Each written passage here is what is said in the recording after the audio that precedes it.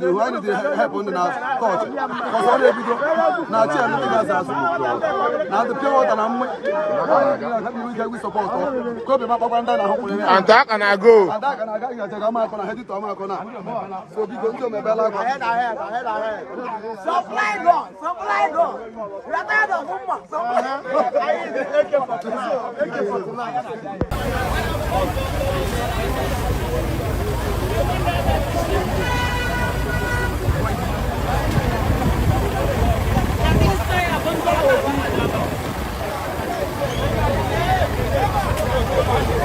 Eastern security is supposed to be very, very effective by now.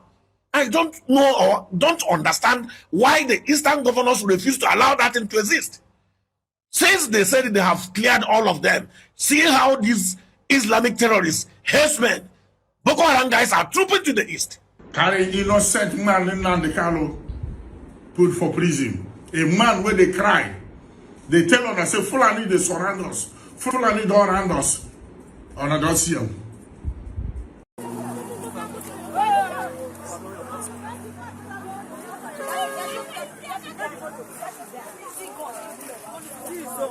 Please, if you are visiting my YouTube channel for the first time, subscribe with us and turn on your notification button. Hello, Biafrans. Welcome to Magnetic Gist TV. Good morning, good afternoon, good evening, depending on your time zone, your location, and wherever you are watching us from.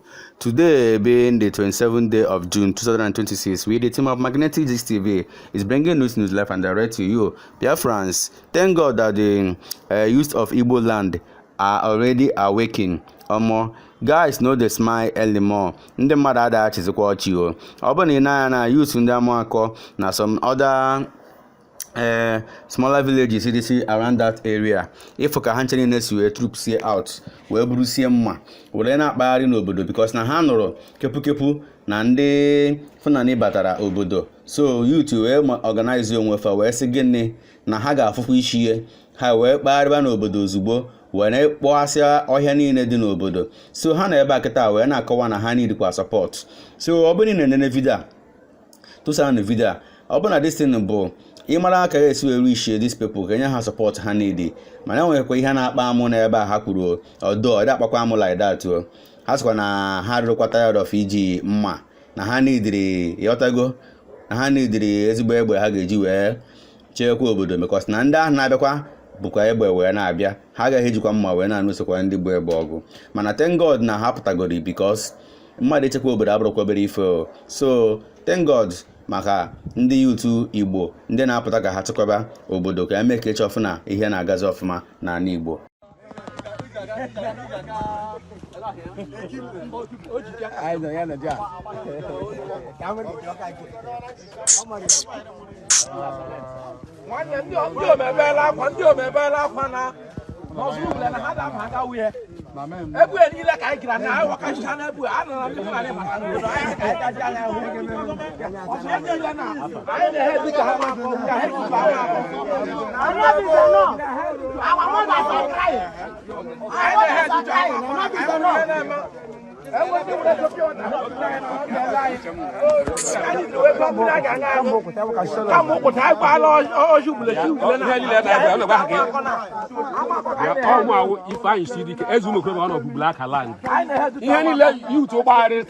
starting from Amako Ozramako to Bele to Ishioji.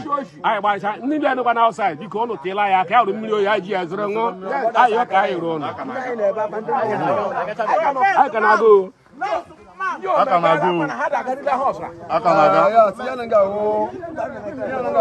YouTube local. Now YouTube. So I know the chairman of YouTube local. We can know this chairman on Mambuzo.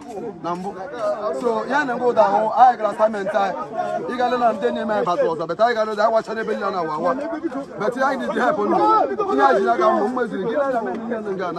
Why did they happen in our culture? Because all they do now, now the pure water and we support. Kobe Mapanda And that can I go. And that can I go to head to Amakona. So we go to Mabella. Ahead. Supply go. We are tired of Mumma. My brothers and sisters, you can see exactly what we are saying. In Ghana and Lagos, and over for Lagos Keta and Ataba to East. I don't just understand. Up till now, we are still asking this question. How can these people just all, I mean, is it that they don't have any place at all? That they will just organize themselves, all of them, enter one trailer like that. They move down to another community that is not even their own, another region, another place, another tribe. Then go just pack themselves there. You know, guys, don't be smart, you know. See how they were intercepted in this video.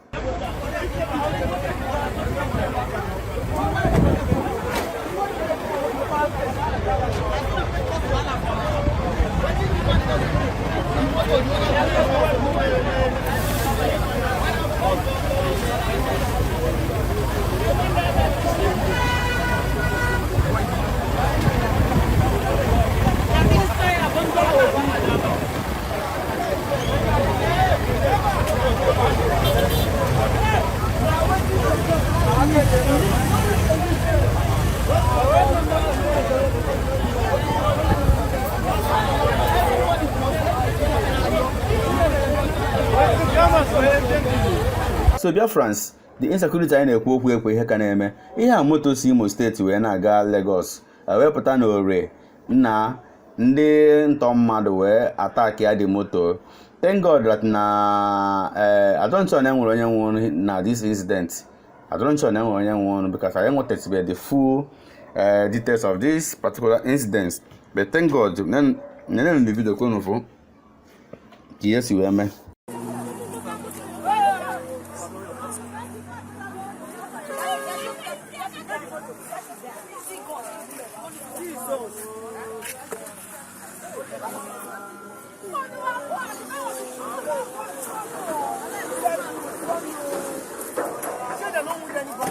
Sorry, madam. Sorry, madam, yeah? Sorry. Don't say time bomb. Sorry, yeah?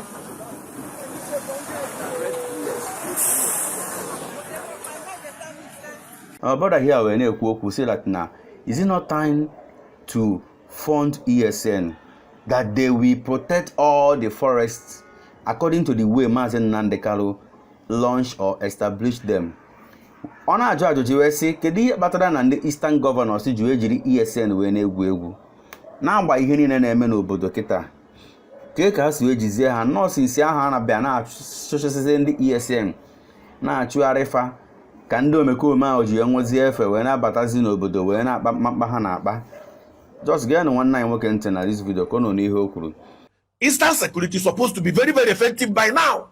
I don't know or don't understand why the Eastern governors refuse to allow that thing to exist.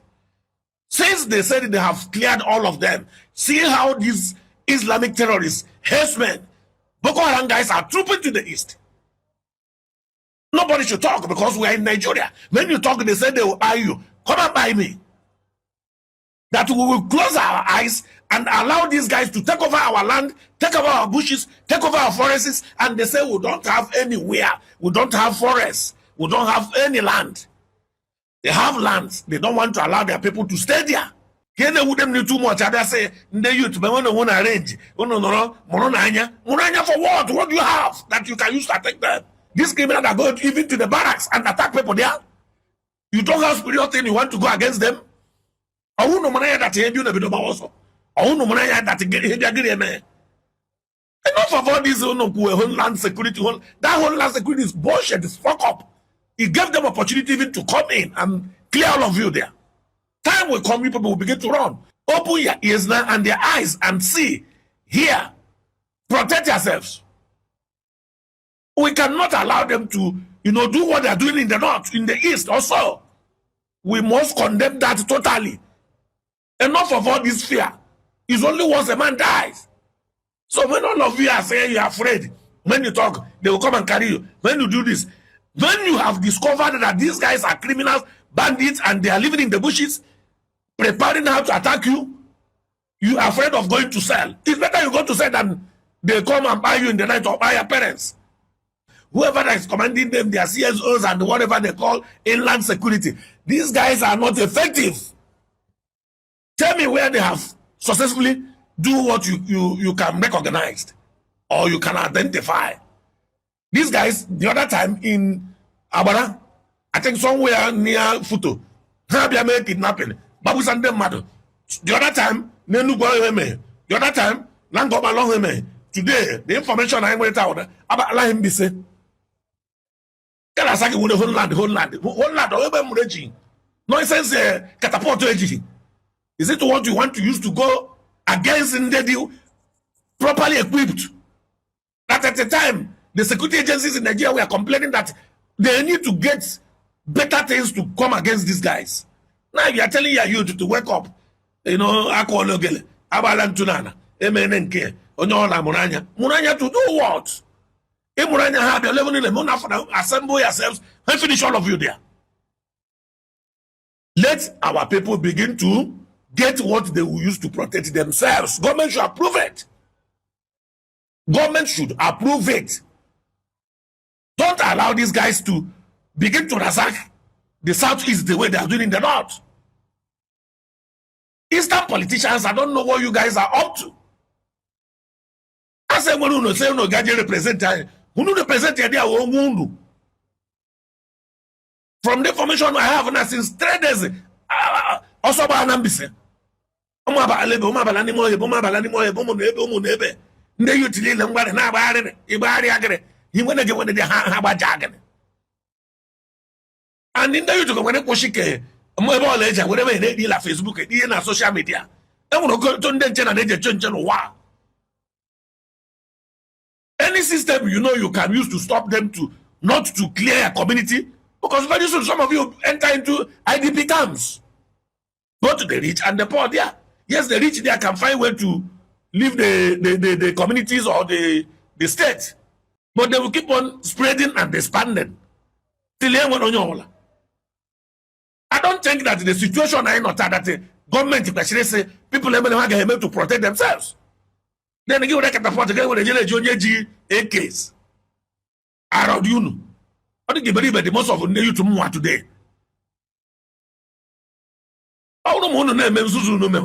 Time will come that all of you got boss. Hey, any community around him, not learn from what is happening in the north. They will come there and hijack a community and ask everybody to go. Then even the home security again. I don't know why people are having faith or believing on this their home security, whatever. But all my achievement and I came maybe how many months now? And I say one Nigeria. Most of these boys are from one Nigeria. Some of them are not from Nigeria. So government should give us order, allow people to do what they should do with these guys. The youth are capable and ready to make sure that they clear all of them. Stop pampering them and stop intimidating the masses by not doing what they're supposed to do. Nobody in the world plays with the terrorist. And I don't think our own should be exceptional. America is here today because of them. So government should declare that anybody living in the bush is a criminal. The community should clear them. Then you see what will happen. This will end this kidnapping and terrorizing people. Because every youth that goes and see them, they will know what to do. I'm not happy. Please make a comment and share this video. Thank you. Nonso Unkwa has always been saying this, but this time around, Nonso Unkwa is talking about Apakara. The Apakara Tingwom condemns, you know, that can't in her. When I was a gaba nega, Nonso Unkwana, the Koku by that side. Get on Nonso Unkwan to Kononi Hokuru. I keep saying it, Onyara Hora, a Burebea. And don't record it. Na I don't know say that we are taking on our ways. Or that Nayama high kwesirine. You know? And I keep saying this. We don't have any other place except here. We don't have any other home except here. And if we lackadaisically, you know, laissez-faire, you know, with our basaram, bankete, there will be no mequatarism.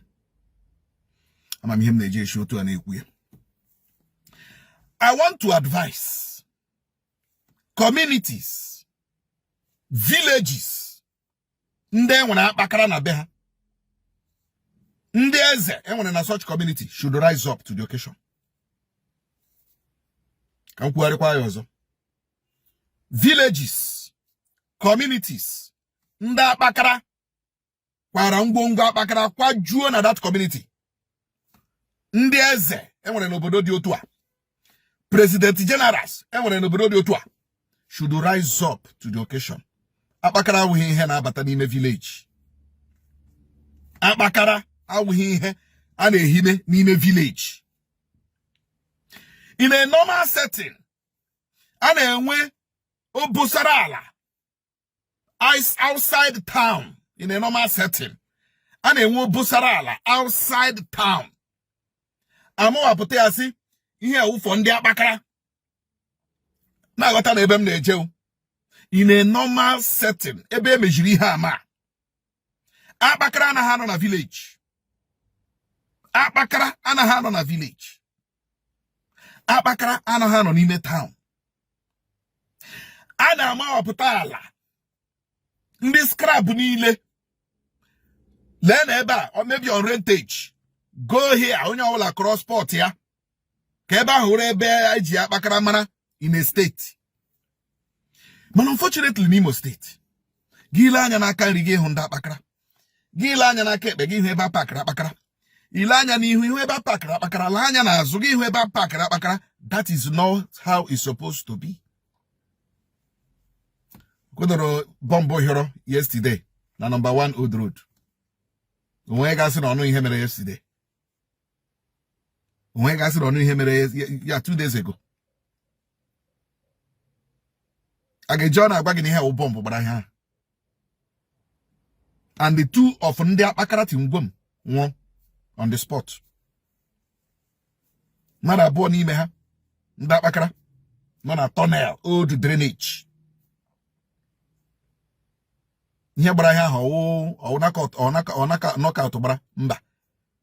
Machis gbara mba. Egbe gbara mba. Ihe gbara ha bomb. According to Apama, when watching Apama, those slab ejiri ma road. The thing nobara balie yelu. The thing nobara the explosion mere balie that in elu. Here water. Disadvantages of Apakara. Disadvantages of Apakara. I'm a ihe na-eji security. Kande na ama homara. I'm a ihe na-eji security. Kande na ama homara. We don't need Apakara in our villages. We don't need Apakara eba Pakaria in our community. The government should step in. Choose a place outside the town. Choose a place outside the town, outside over the town. Choose lebende madonna haga. The community, the government, Ongwana kwa enye nda bakra as rentage. Nda bakra no reba na emere ihe rentage, ha na emere ha bakra. Owo he bia na Douglas ge ha bakra. Ge bia na Wedra ge hu nda bakra. Ge ga na Egburo de hu nda bakra. Finisho ni charo de hu nda bakra. Iretoro ogwe nda bakra. Ubo mmiri nda bakra. Ge hu ha onya ebe park ya bakra park ụmụaka bakra. Isi ọ ga-esu. Isi ihe ha na-atụtụkọta. Ihe ha na-atụtụkọta. Ogu fara ha atụtụrụ bomb. Ama na bomb ka atụtụrụ. Ha atụtụrụ explosive. Ama na explosive ka atụtụrụ. Mbọchị ọ ga-esu n'ime village. Check igodi ma ọ bụrụ na ọ na village. Na village setting. Ka ihe agbara. Na number 1 gbara. Village setting. Ụlọ niile ndị mmadụ bi everywhere ụmụaka nọ a na-agbagharị na-emegharị ya editi na-eluo. Chegodi ma ọ bụrụ na ọ n'ime village ka such an explosion mere ọkọ. Courtesy of Apakara hụ. And come to think of it, security wise, ndị Apakara kwesịrị nọ n'ime community anyị, because most of them are not really ndị Apakara. They are informants. They gather information from Recently again, I'm calling here the Gahana wall again. Oh, the Mentimbu here. About one Arabic inscription at the Gahana wall on the madu. I remember I told the people, get when you clean it. Get when you clean it. Oh, well, come on, Ikenebu. Somebody send the Alamia. And even now, World Bank, somebody send the Alamia. Recently, I'm not talking of Kemene last year or last 2 years. I'm talking of recently. Edewa Hakola Hai Hozo, na wall on the madu. Edewa Hakola that Arabic whatever, direction or whatever, na wall on the madu. We should be very, very attentive. You got put out to give here the wall, okay? Or Basagage Gawarong. Are you security conscious? No. You got put out to Lanya Nageti, on wake a get to Gishiri Mekwe, on wake a key get to Gishiri Rohia, or Basahage, Gile Free Gawa. Are you security conscious? No. One day, if you don't protect yourself, nobody will. If you don't protect yourself, nobody will. I told me kuwe every day kidnapping them any hiagwa. I told me kuwe every kidnapping nagani uni hiagwa every day. Obibia na road kidnapping nagadia every day. Every day. I'm telling you, every day. But today aware. The youth are last year. You to be better last year. You to hear about last year. Vigilante are last year. Now who bomb just yesterday. Fulani herdsmen kurule madu na humu bomiri here. Abroha bani mo ya she from Lawa Bako. Because these people, Abrahamu that have more here. And don't work on all, but I cannot know here. Nazo no nangiga. Hey, kuruma from a humu bomiri. Chileke remember those people they may escape. From Nimoya Lawa Bako. They escaped. This same Lawa Bako. Haga kuraji ikuru one guy. That guy you kwechiri. He wure mabukashi ya. I keep saying it. Nda batala no lani. These people are hanging around within our neighborhood. So it is not about na haunda bakara. Na haunda bakara ukahane lala mo lala. Mana ebe hashaba. Mana ebe hashaputa. Maropo. O diala ni le nwere n'Imo State. Nde Fulani herdsmen amarania. Fulani bandits amarania. It is only a diala that knows the opo. So diala mo. Manande Fulani bad beats. Batrani State. Amanalo opo diala.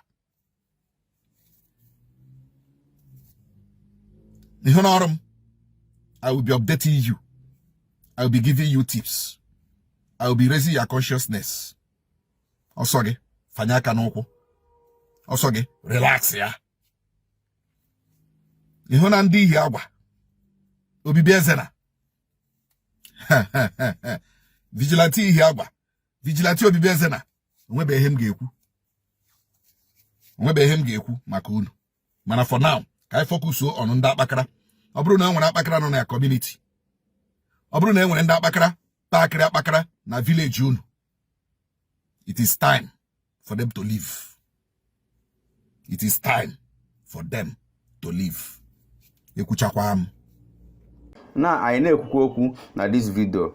These are Udogachi people, Agune Shemba, or whatever they call themselves. Yes, they are protecting the land. But why is it that with the presence of Udogachi, with the presence of Agune Shemba, yet some communities are being attacked by Fulani herdsmen? Obru na Igbo ga-etinyeka aka ọnụ. All these security apparatus, ma non-state actors yo, ma state actors yo, hancha niile join their hands together. I'm telling you, enwere ihe ga-eme ka ya, enwere ihe ga-anwa anwa asị na ndị Fulani herdsmen, ndị bandits ma whatever thing ọbụla akpọfa ga-eti isi na Igbo. Go na hunt na video akono ni ha na this video. No day. Who said no day? No day. If you fear, you don't fear. Aguna Tamba. Aguna Tamba. I can't remember. I know Osumo. For this now. Mana ndo small de kwa nya bavuka bevade ifele ya na mene fana beva da fan chani ya la bu beva mo adu mu take over man I believe na when kwolo ka ifu ya go down The person must go down. I am not going to go down. That's so. I want to law. Here I don't have obodo.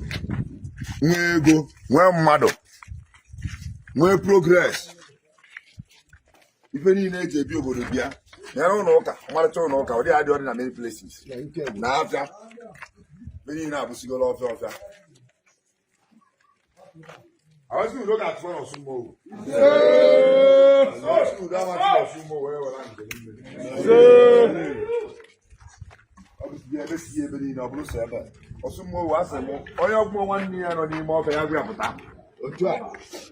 One day, no need more. More Busa sponsor Sunday Moya, more Bomalama Kandi, Imoya. So I've no go man, more Babu, I people, young. Babutan Babu tata putechi. Omo na puta tata putechi. Abi oye tupa mabalo. Makana we have gone to stay. Yes so. Ona de ya baloso, aga boso. Go going back. So oye one year no ni moya ya gbe aputa. Oye moya no bali alo. Ke we na ebe bi oboda. We dey to so no dem madu, dey kidnap dem madu, dey shoot dem madu oyi. So na so Biafra. Papa, na kuna chamba batago. Biafra go eba. Ibana so Biafra. Le tita se ane mmadu. Le le wan negi. Le be kacha no wan negi. Le tita so no mmadu. Le no man so na no tai. Le we destroy you obodo mmadu se na so Biafra. Asem na edozi ani edozi ya. Ndi osumo. Ma support. Na agunu bo. Support we unu ye ne ba anye bo egwu anye se ayi. Na onye oso, ma na onye oso lo. Ma onye aputa na obia. Financially, any the support to all the way, because we have gone to stay. Yes, sir. Aguna chamba. Aguna chamba. If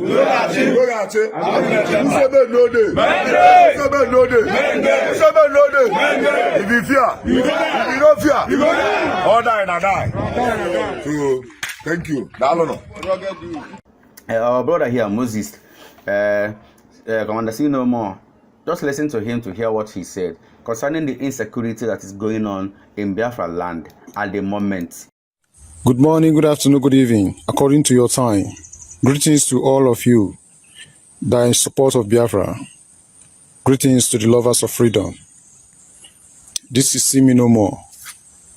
This is a quick message to all those who is fighting against Biafra, especially DOS. And this should be the last warning I'm giving out to you all. I'm not saying this one for you to understand or for you to buckle up. I'm telling you this for you to be wise, for you to use your brain, all the DOS. If you refuse and disobey the order of Mazin Nandekalo, I don't need to look for your address to come and meet you. This is See Me No More that is talking. When I tell the people of Biafra that game will change, I told Nigerians that game will change. They think that's all is joke. Bandits are everywhere. Bandits, they are everywhere. And let me say, pass this message to Edo State, the Oba of Benin. This is your kingdom. Benin City is your kingdom. Do not allow the government to take what belongs to you. Your enemies have surrendered your kingdom. The bandits, the Boko Harams are everywhere in your kingdom. Empower the youth and the vigilante.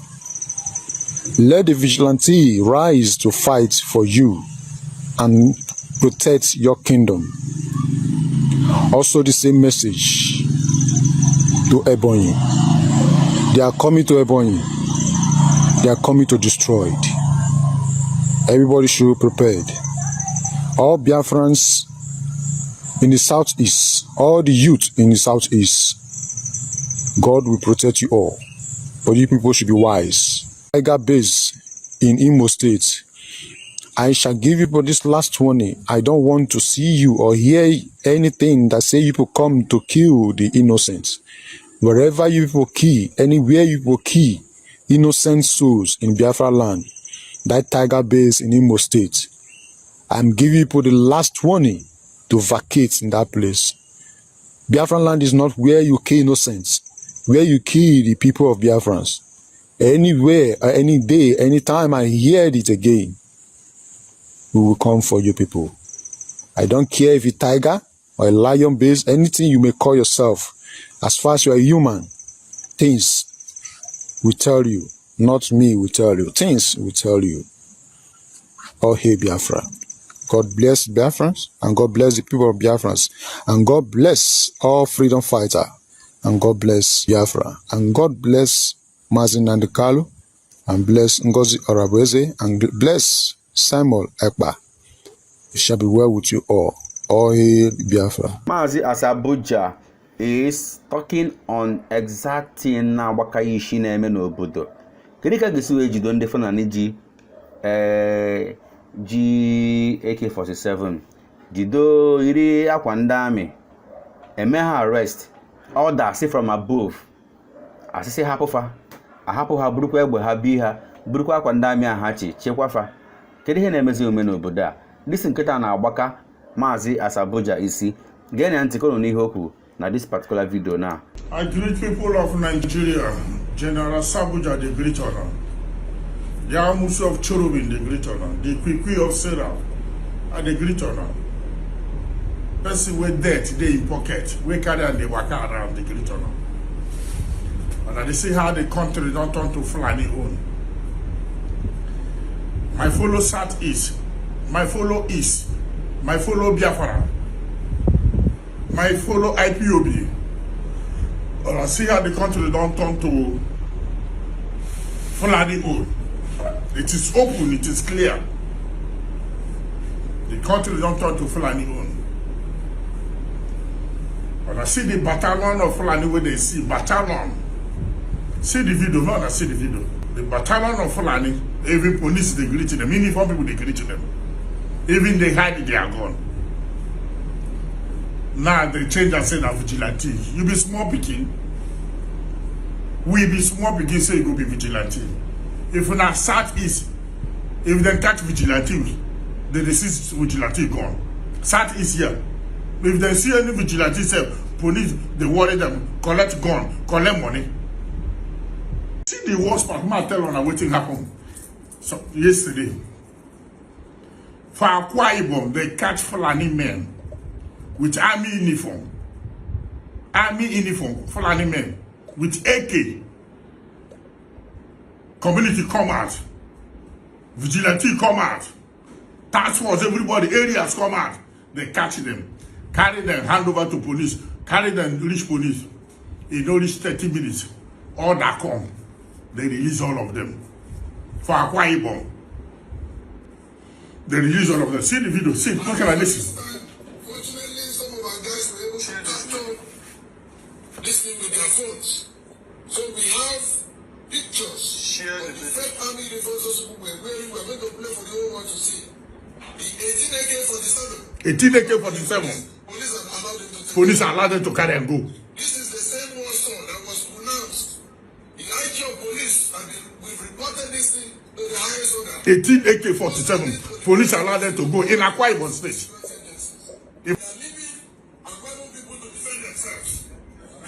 Rivers people, Southeast, we're going to defend on ourselves. Just recently, the SS good account that was kept for our own people has been used. And since we don't have the police, we don't have anything except God that we have on our people. We want to let the whole world know that whatever politics this way, I'm trying to tell you, if election is not all police, forget about elections here. 18 AK-47. The commissioner released and say, order come. Order come. If not for Southeast, if not Biafra IPOB, they don't go kill them. If not Biafra, they don't go kill them. Even though no be Biafra people, they go tag them Biafra. Ordinary cash people with cutlass knife, they tag them Biafra. We are boys gather, they go tag them Biafra. We are boys stay, they do birthday, they drink, they go for marriage. They go say them the IPUB. This one they catch them in Akwa Ibom State. Current yesterday. Yesterday. 18 AK-47, they give them back their gun. They wear army uniform. They release all of them, go. If you are for Southeast here, if you wear ordinary army uniform cap, ordinary camouflage cap, they go beat you. They go lie you down. You wear nika, where be army uniform, they go beat you.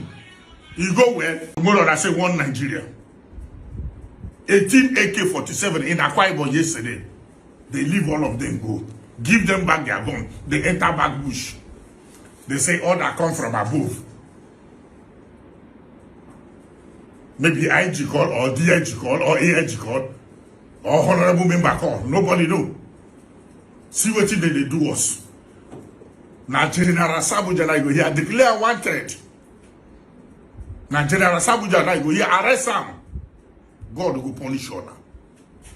Thunder will fire you. As when I come to scatter Nigeria, and I come to destroy Nigeria, God will punish all of them. Those people who don't mean good thing, who don't mean nice thing for this country, God will punish them. Those who don't value Southeast people, earth go open, swallow now. Those who don't want Southeast people, earth go open, swallow now. Every day if I did my altar, make I tell you one story. Every day if I did my altar, and the leader and they pray, say, God, I beg, make war come. God, I beg, make we separate. God, I beg, make Biafra come to pass. And the leader and they pray for God because of all this thing that they do us.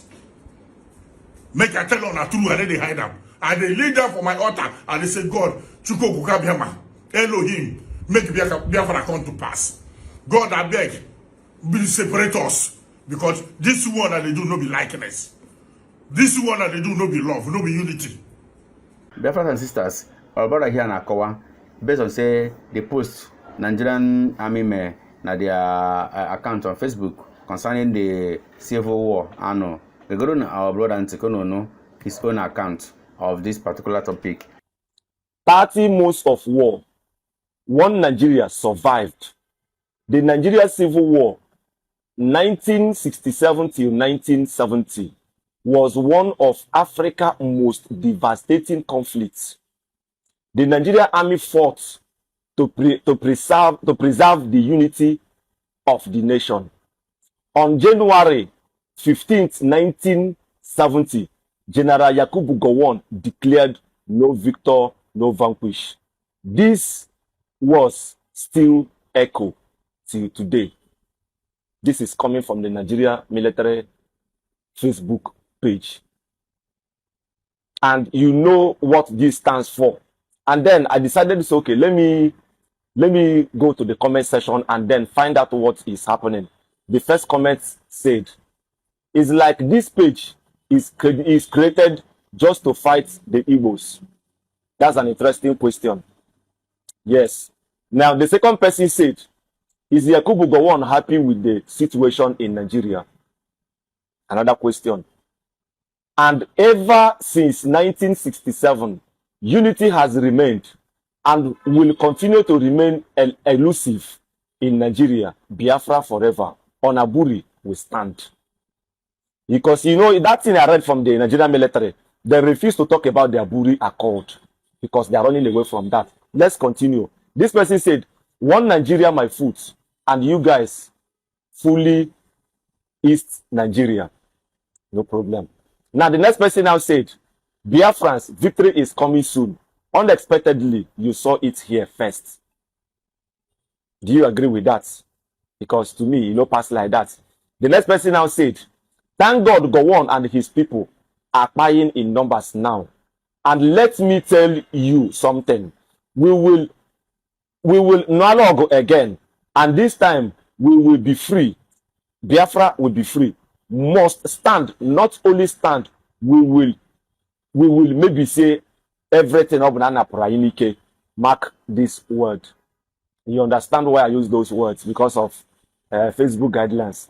The next person now said, Ndimbu, have you watched that video where police officers were waving at bandits allegedly on VDM's page?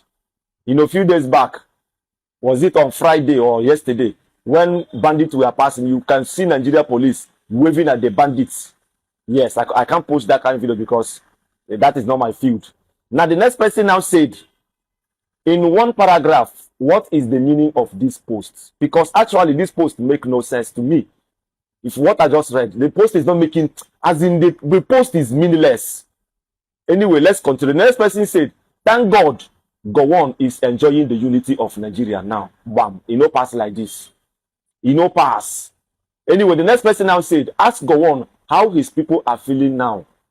That is good. They're just reminding them, because every small thing, an Igbo, every small thing, Igbo. Let's continue. The next person said, that means there should be a rematch, since no vanquish, no victor. This one, I don't see him now. What is your take on this? The comment speech session made me proud. The comment section belefooled me.